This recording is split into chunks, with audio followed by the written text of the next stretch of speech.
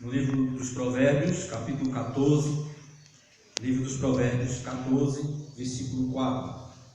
Continuando a exposição no livro dos Provérbios, hoje nós vamos meditar no versículo 4 para a nossa edificação espiritual, para a glória do nome do Senhor. Os convido para lermos juntos apenas o versículo 4 do capítulo 14. Diz assim a palavra do Senhor, leiamos juntos. Não havendo bois, o celeiro fica limpo, mas pela força do boi há abundância de colheitas. O Senhor aplique a sua palavra nos nossos corações. Amém. Ó Deus bendito, nós te louvamos, nós te bendizemos pela grandeza da majestade, da glória do Senhor e pela grandiosidade das suas obras, em especial na obra da salvação, da redenção por meio do teu Filho Jesus Cristo. Nós te bendizemos porque por ele, pela obra realizada por Cristo, nos achegamos confiadamente diante do Senhor, certos de que não seremos expulsos da tua presença, porque pela mediação perfeita de Cristo temos a confiança de podermos estar diante do Senhor. E podemos, ó Deus, ter o privilégio de te adorar, de nos aproximar em adoração, em louvor, culto. E também podemos receber do Senhor a bênção da instrução, da edificação, da tua presença consoladora, santificadora, abençoadora sobre as nossas vidas. Em nome de Jesus, rogamos que o Senhor nos abençoe através da tua santa palavra. Em nome dele nós te oramos. Amém. Meus irmãos, quando Deus criou o homem, Deus o criou, como diz a Escritura, segundo a sua imagem e semelhança. Atributos foram conferidos ao homem que o assemelha a Deus, principalmente quanto à sua capacidade intelectual, quanto à sua capacidade de realizações.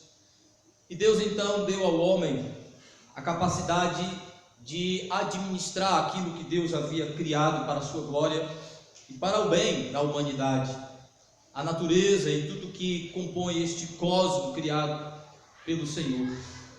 E como administradores, ele coloca o homem para trabalhar. Por isso Deus nos faz seres trabalhadores, à semelhança do Criador, que é trabalhador. Mas o pecado, atingindo todas as áreas da vida humana, também atinge essa muito importante. O homem que foi criado como um ser trabalhador e também tendo a disposição para ter prazer, alegria em trabalhar como um administrador, como um cooperador com Deus no cuidado da sua criação.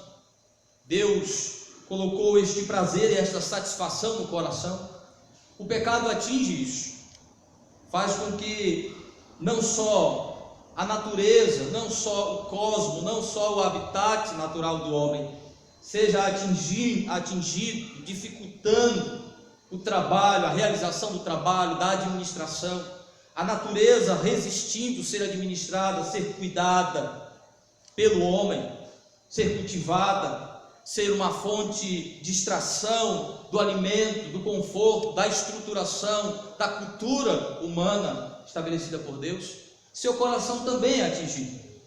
O prazer de trabalhar já não é uma coisa tão natural. O trabalho já não traz tão naturalmente prazer, alegria, satisfação. E não estamos falando só do trabalho no que tange à atividade econômica, financeira, de sustentação para o homem e sua família, mas toda a atividade humana que é trabalho intelectual, braçal, físico e também emocional.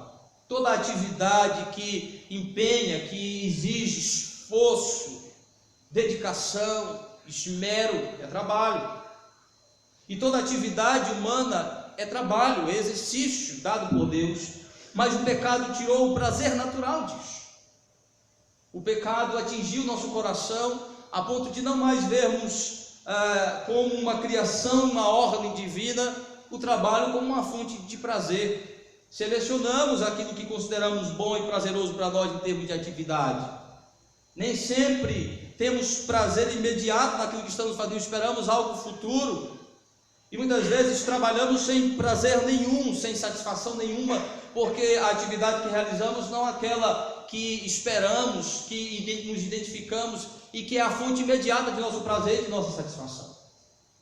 A atividade e o trabalho colocado nas nossas mãos não é por si só uma fonte de alegria em saber que Deus nos chama e nos dá a oportunidade de realizar algo que é produtivo, que é interessante, que faz bem para nós e para a sociedade.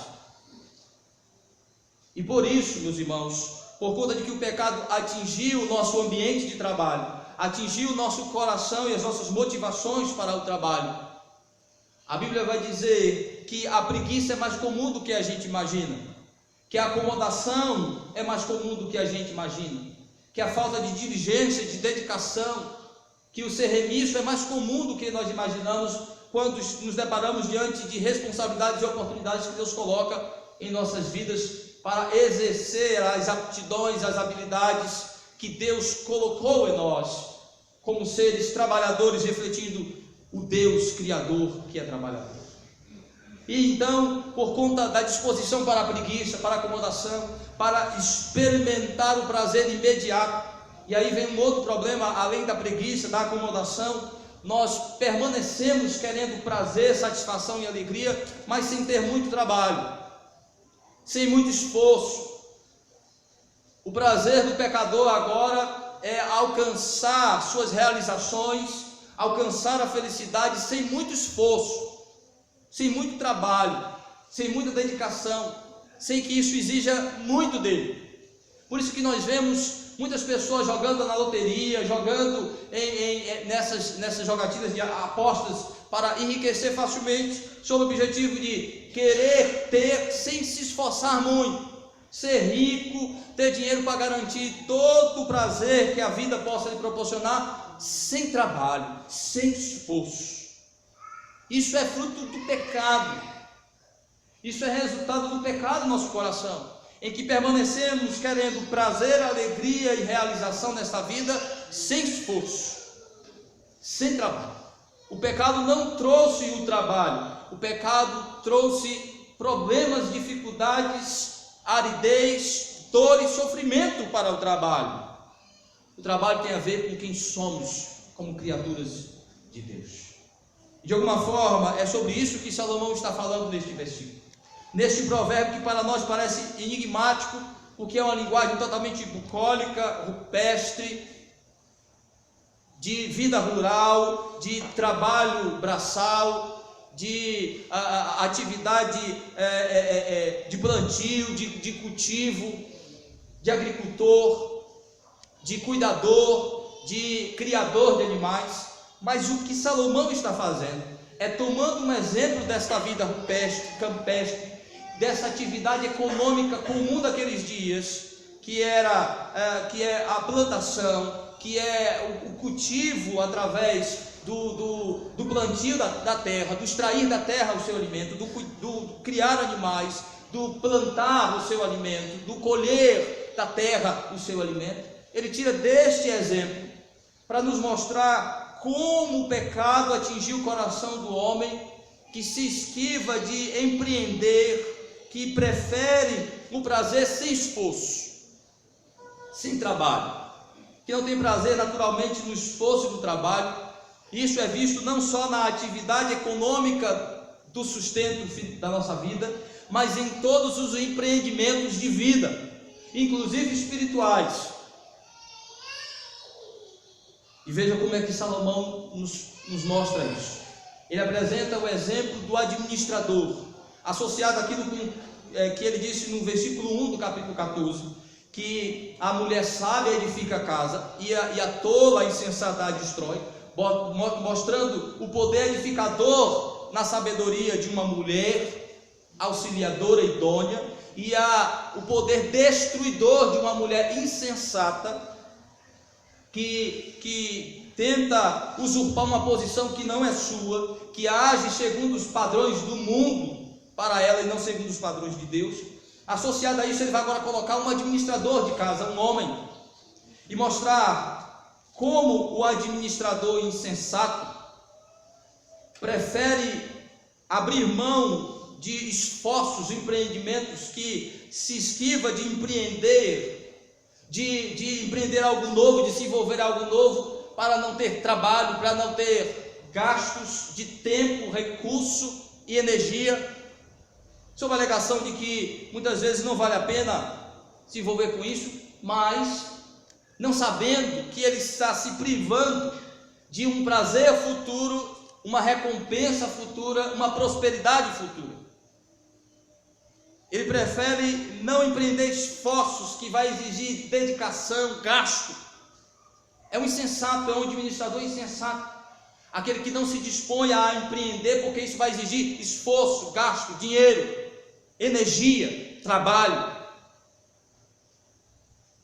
E com isso ele está se privando do prazer futuro, do fruto, da prosperidade. Então o insensato, sob a alegação de que não sabe se vai dar certo ou não, ele abre mão de empreender, de conquistar algo novo, de tentar algo novo, de arriscar um pouco mais, de investir, de aplicar recursos de energia, e com isso empobrece. E com isso está a sua pobreza, não só material, mas uma pobreza que atinge sua família, sua vida como ser humano e principalmente como um homem de Deus. E por outro lado, ele vai mostrar que o administrador sábio é aquele que empreende, que investe, que arrisca naquilo que é legítimo, naquilo que é ordinário estabelecido por Deus, dedicando todo o esforço e recurso que lhe é necessário, pensando muitas vezes em colher no futuro um prazer e um resultado e uma prosperidade, não esperando imediatamente, mas segundo o que Deus coloca e atrela de prosperidade e de prazer aquilo. Então ele não tem medo de arriscar. Por isso que o espírito do empreendedor é diferente do trabalhador comum. O empreendedor, ele não tem medo de arriscar todos os seus recursos, todo o seu dinheiro, toda a sua energia, toda a sua inteligência, e se não der certo, ele continua e ele começa tudo de novo. Porque nós admiramos os empreendedores no mundo, porque eles não desistem diante dos obstáculos, das dificuldades que o mundo lhe coloca.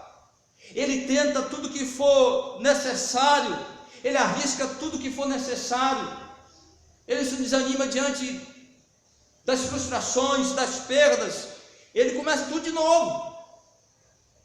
Esse espírito empreendedor que está em poucos no mundo é o que caracteriza, é o lampejo, é o resto da imagem de Deus no homem, é o que de fato caracteriza o homem como imagem e semelhança de Deus. Não é um erro de fabricação, é o que ficou do real, do verdadeiro. E isso não só no que tange a atividade econômica, é só a graça comum de Deus nos mostrando que aquele é o espírito que deve estar no homem e na mulher de Deus, no que tange todos os empreendimentos de vida, todos. Agora veja como é que Salomão coloca isso de uma maneira tão simples, mas ao mesmo tempo tão profundo, porque ele parte de algo insignificante, algo pequeno, e mostra que aquilo é a base de todo o projeto, todo o empreendimento de vida como administradores. Veja, olha que exemplo simples. Não havendo bois, o celeiro fica limpo, mas pela força do boi, há abundância de colheitas. Se a atividade econômica mais comum e mais importante daqueles dias é a agricultura, é o cultivo da terra, é o criar animais, então Salomão parte deste princípio, deste exemplo, de que as famílias, em sua maioria, naquele Oriente antigo, naquele tempo antigo do Oriente, dependia para o sustento de sua família uma agricultura familiar, uma agricultura de subsistência. Mas para melhor colher, para ter em abundância, é necessário investir na terra. Quem entende um pouco do que é a agricultura, sabe que é preciso arar a terra, preparar a terra, plantar na terra. E se der errado, eu estava assistindo uma reportagem essa semana de um homem que perdeu, por causa do alagamento, uma plantação. Esqueci o tipo de cultura que era, agrião. Ele perdeu uma plantação de agrião por causa do alagamento. E aí o repórter perguntou: o que é que o senhor vai fazer? Ele disse: eu vou limpar tudo de novo e começar tudo de novo. Aí ele disse: porque isso é que é ser agricultor. Olha que exemplo de vida, como Deus disse. Olha para a formiga, que parece uma coisa insignificante. Aprende, toma uma lição de vida. Olha que lição de vida desse agricultor. Perdeu tudo, zerou tudo. Ele disse: eu vou limpar e começar tudo de novo. Esse é o espírito do empreendedor. Então Salomão diz: mas existem aqueles agricultores que não entendem isso, ou então por conta do pecado em seu coração, o que é que eles querem? Aí diz assim: o insensato é aquele administrador que tem uma terra, sabe que precisa preparar a terra, que precisa plantar, botar a semente na terra, regar, cuidar dela, e que principalmente nessas atividades aí é necessário lidar com toda a ajuda necessária que puder vir. E a principal e mais importante ajuda para um agricultor familiar são os animais domésticos deste contexto. E o animal, e o rei dos animais domésticos aí é o boi. O boi realiza as principais atividades da agricultura familiar neste contexto aqui. O boi ajuda no arado. Um homem sozinho ara a terra, mas com um boi puxando o arado, o trabalho rende, é mais rápido e produz mais. Se ele tiver um boi, o boi faz trabalho de vários homens. Imagine se ele tiver vários bois, com um homem apenas orientando o arado, para que os sulcos sejam feitos de maneira correta para não perder a terra. Então, o boi ajuda na aração da terra, na preparação da terra, na revirada da terra, ajuda na debulha do milho, na colheita do trigo, e ajuda carregando os fardos e as pessoas no carro de boi, na carroça. Olha quanto trabalho um boi faz. Mas aí Salomão diz: mas o insensato pensa assim: boi tem um custo, gasta, custa dinheiro. Eu preciso ter um lugar para botar o boi, porque as galinhas eu crio até solta, outros animais eu crio solto, mas eu tenho que ter um curral, eu tenho que ter uma manjedoura, eu tenho que ter um curral para cuidar, para ter o bicho. Lá tem que ter coxo para água e comida, tem que ter alguém para limpar, porque ele vai fazer caca lá. Eu tenho que comprar palha e comida para o bicho. Então eu não quero ter esse trabalho todo. Deixa que eu aqui mesmo com os trabalhadores, está muito bom o que a gente está colhendo. Eu não quero ter um bicho zoadento, fedorento e trabalhoso. Prefiro não ter. E muitas vezes esse indivíduo prefere um cavalo, que é um animal mais portentoso, que não ajuda tanto na atividade econômica da casa, mas dá uma boa imagem. Porque se imagina ter um cavalo naquele contexto. Alguns anos atrás no Brasil, quando não tinha carro, ter um cavalo, o jegue era coisa de pobre, mas um cavalo. Aí muitas vezes esse trabalhador prefere juntar todos os recursos e comprar um cavalo, porque vai dar um status para ele na cidade quando ele chegar montado num cavalão bonito, mas que não serve muito para a produção, para a economia da casa, para o crescimento da casa, para o sustento da casa, mas serve para a imagem. Muita gente ganha um pouquinho de dinheiro que tem, em vez de investir na qualidade de vida, ele investe na aparência da vida. Aí prefere comprar um móvel novo, uma roupa nova, mas não investe em saúde, em educação, em boa alimentação, em qualidade real de vida, em bons livros para alimentar a mente, em uma qualidade boa de conhecimento intelectual. mas investe em coisas supérfluas, em um celular da hora, para que as pessoas, olha fulano, eu estou enforcado, eu estou pagando aqui 300 a perder de vista, mas está na moda, todo mundo tem que estar inteirado, tem que ter interação social, tem que ter espaço. É como aquele administrador insensato, que ele não quer ter trabalho de um boi, de ter um boi que suja, que faz barulho, que vai demandar esforço dele, mas que vai dar para ele verdadeira prosperidade futura, prazer de poder fazer com que o seu trabalho prospere, e ele colha com maior quantidade, com maior abundância, como ele diz, a força do boi, da abundância da colheita. Mas muitas vezes não se quer a prosperidade da colheita, mas não se quer o trabalho do empreendimento, não se quer o esforço do trabalho. Ou então, prefere investir naquilo que vai dar imediato prazer e aparência, e não naquilo que vai dar um resultado futuro melhor, que vai trazer uma prosperidade real e verdadeira para a vida. Então Salomão diz que este indivíduo é insensato, porque ele prefere abrir mão de um prazer futuro, de uma prosperidade real e futura, que atingirá a sua família de um modo geral, para não ter trabalho. Que por outro lado, o sábio investe tudo que for necessário, arrisca tudo que for necessário, trabalha, dedica todo o seu esforço, toda a sua energia, todo o seu recurso, empreende algo novo. Se não dá, ele começa tudo de novo, ele reinicia pensando na real prosperidade, no real prazer, que é cumprir com sua obrigação como um administrador de sua casa, que pensa primariamente naquilo que é imediato e real necessidade de sua família, que é ter o alimento, que é ter o conforto básico, que é ter assistência básica. Então ele diz, se eu tiver um boi, ainda que ele vai me dar trabalho, ainda que ele vai ter que exigir de mim a construção de um lugar para ele ficar, a compra de alimento, que eu vai investir nele, que eu tenha trabalho de limpar suas fezes, mas as fezes também servem para adubação.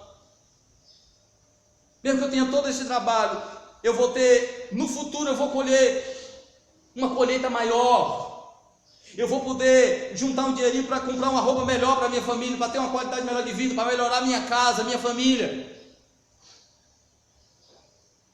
Essa é a ideia de Salomão, de maneira básica, simples, de que a qualidade de vida, de que os prazeres desta vida, daquilo que Deus nos colocou para desfrutar neste mundo, requer um esforço e um empreendimento, uma administração inteligente que exige de nós esforço, empreendimento, dedicação.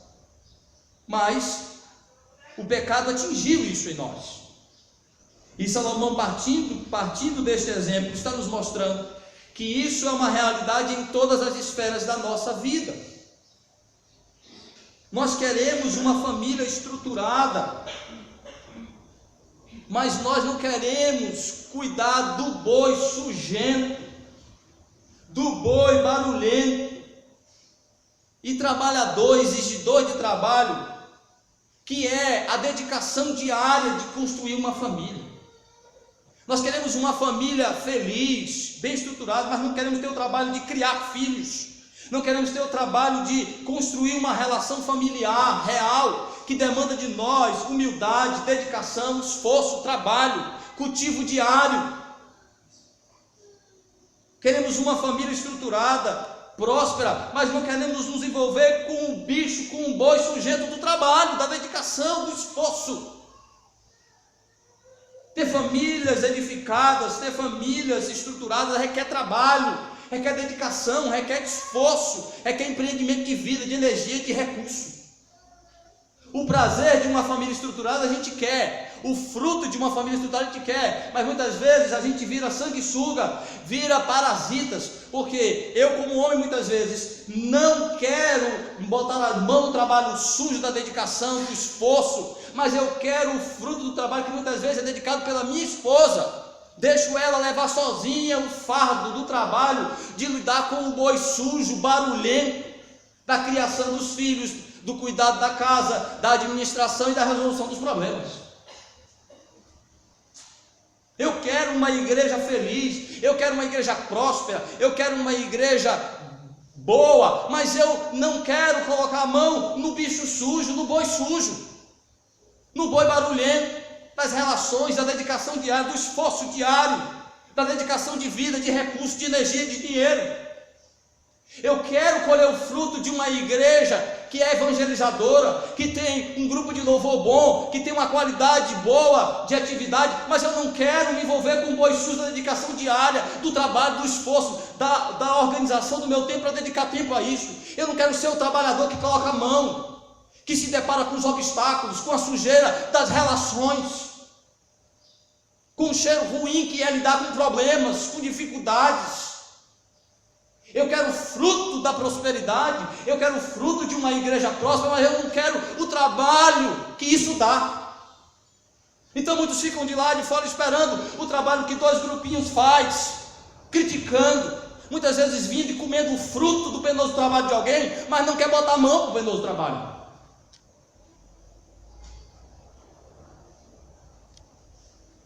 Criticar e falar de longe, mas está dentro, carregando junto, lutando junto, sofrendo junto, chorando junto. Eu quero uma sociedade melhor, mas o que eu faço? Que boi sujo e barulhento eu cuido?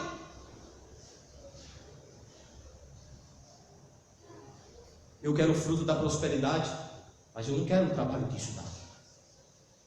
E outros preferem nem pensar no prazer e na prosperidade disso, preferem nem colocar a mão de maneira nenhuma. Alguns dizem que não querem ter filhos porque não querem ter o trabalho de criá-los. Então não case, então não tenha como projeto de vida constituir família, seja solteiro.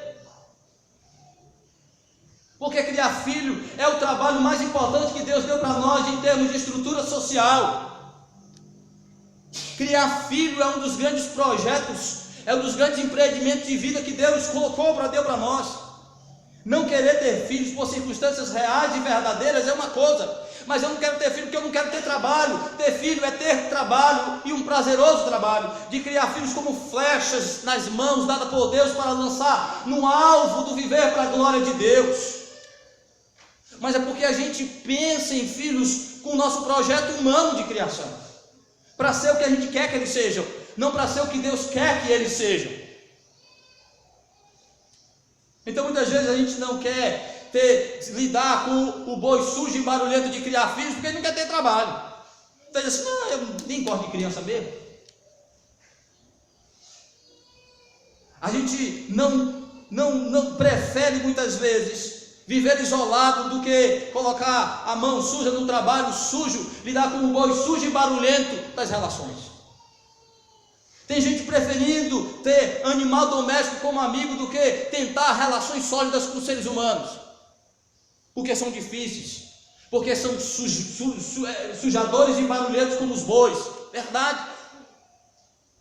Mas Deus nos criou para a relação humana em primeira instância, em primeira ordem, em primeiro plano. Adão se sentiu só, não porque ele queria simplesmente uma esposa, ele queria um ser humano como um companheiro.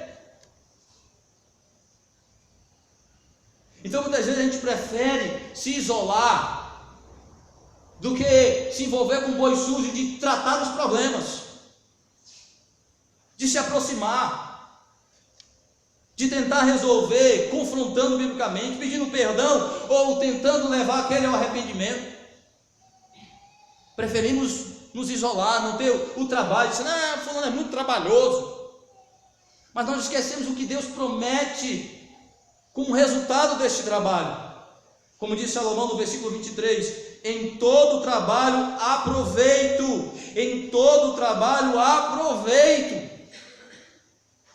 Deus abençoará o fruto do nosso trabalho.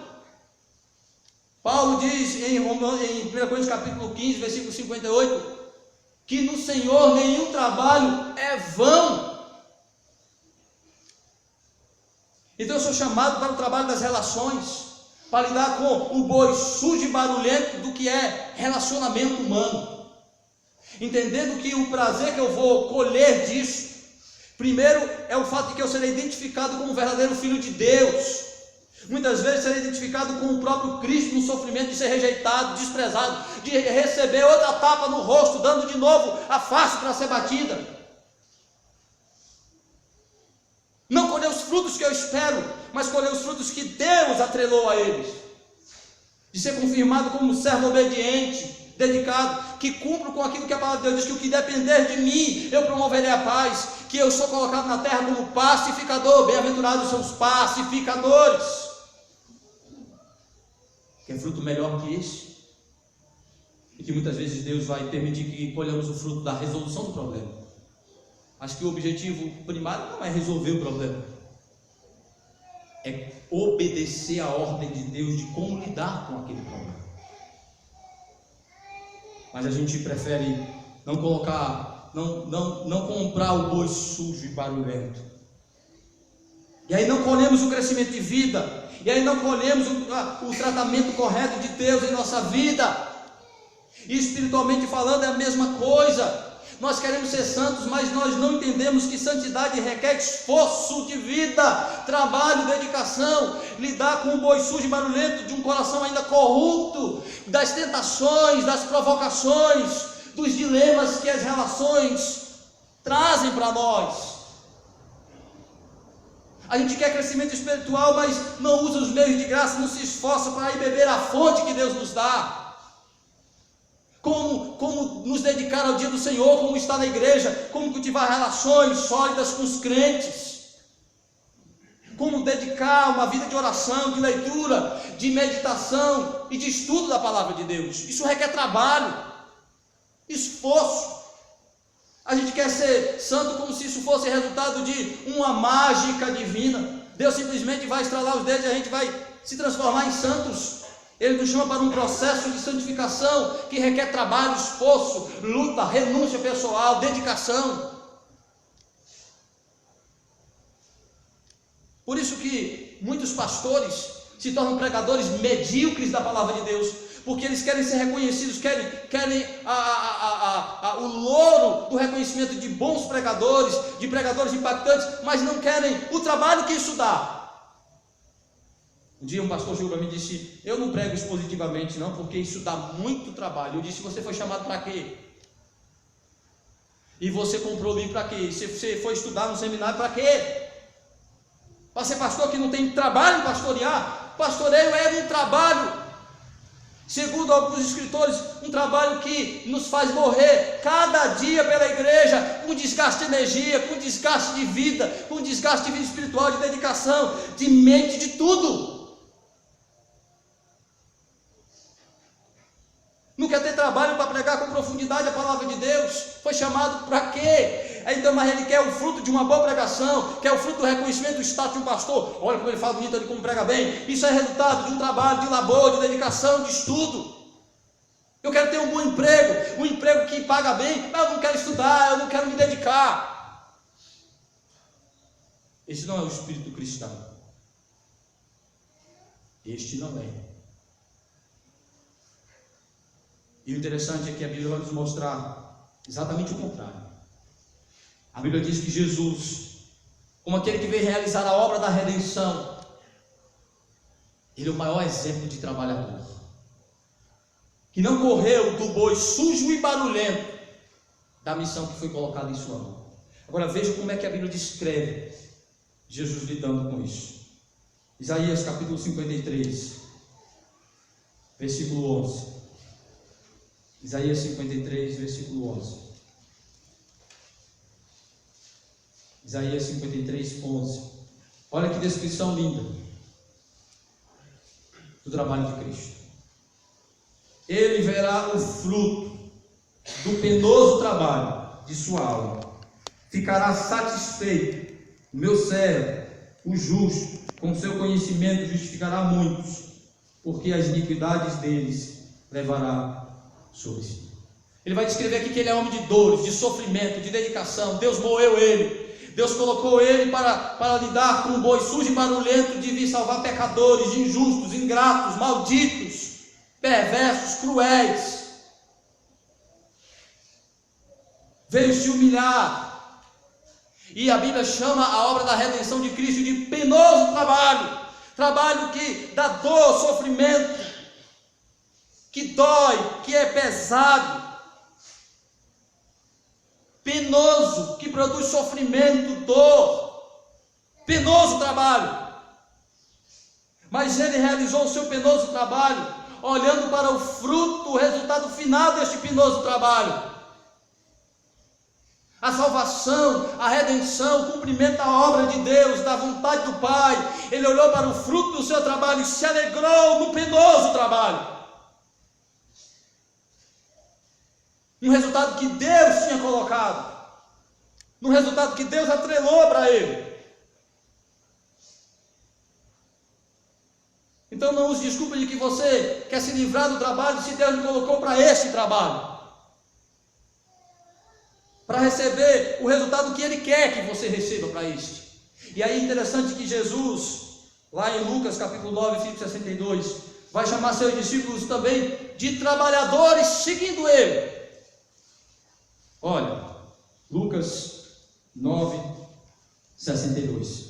Jesus Cristo usou várias vezes a metáfora do trabalhador, do agricultor, do semeador, do administrador de fazenda, para compará-los ao reino dele.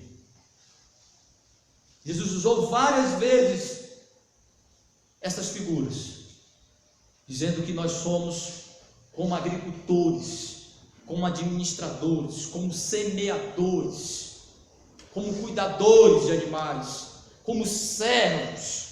Agora veja o que ele diz no versículo 62. Mas Jesus lhe replicou: ninguém que tendo posto a mão no arado, olha para trás, é apto para o reino de Deus. A gente muitas vezes usa esse versículo para falar da missão de evangelizar, que colocar a mão no arado é o chamado da vocação ministerial para algo específico no reino. Jesus está falando daqueles que se tornam seus discípulos, não importa o ministério que vão exercer, não importa a missão que vão exercer na vida. O texto está falando sobre aqueles que Jesus chama para segui-lo. Ele chama esse discipulado, este aprendizado com Jesus, dia após dia, de trabalho com a mão no arado, que exige dedicação, concentração, esforço, dedicação de tempo, recurso, energia.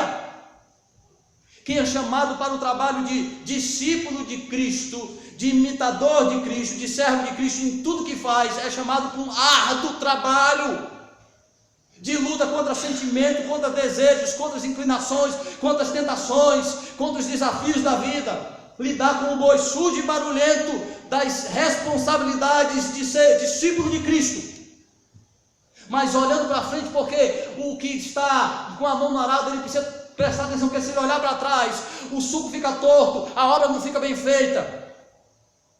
A ideia de que nós olhamos com o olhar fixo para o resultado que Cristo colocou no trabalho. Porque se a gente olhar para ele, para a dificuldade que ele exige, se a gente olhar para o que fica para trás, se a gente olhar para a dificuldade do presente, a gente não experimenta, não antecipa o prazer do futuro, do que é ser discípulo de Cristo, do que é lidar com os bois sujos e barulhentos dessa vida. E Deus abençoará o fruto do nosso trabalho. Ser discípulo de Cristo é trabalhar, é dedicar com uma vida de labor, de esforço, de dedicação diária para se moldar a Cristo em todas as áreas da vida. Não se prive do boi sujo e barulhento. Olhe para a colheita que Ele ajudará você a ter como servo do Senhor no futuro. Que Ele possa nos abençoe. Amém.